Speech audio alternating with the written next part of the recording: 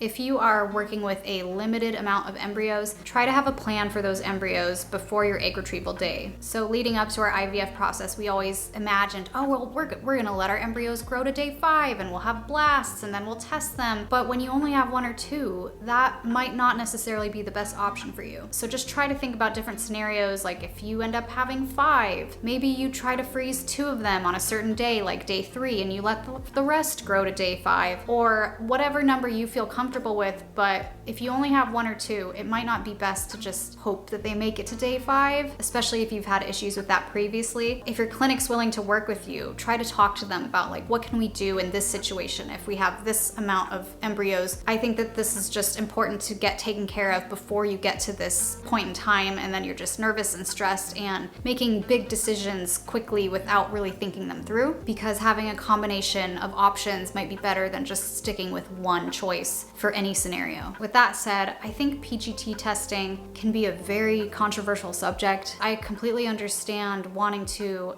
wait till day 5, genetically test, and only transfer normal embryos over because you want to prevent potential miscarriage and loss and, implantation failure. But on the flip side of that, there are plenty of scenarios where women transfer embryos that are untested and they still stick and they end up being normal live births. There's obviously not a one-size-fits-all to anything IVF related, but I do think that we should try to respect other people's decisions about whether to PGT test, whether not to, but just know that sometimes good things can still happen even if your embryos aren't tested or they aren't graded perfectly. You just never know what's gonna happen because sometimes those genetically tested normal embryos just don't stick. It's really such a crapshoot, all of it. So just be prepared for anything, really. You just never know what's gonna happen.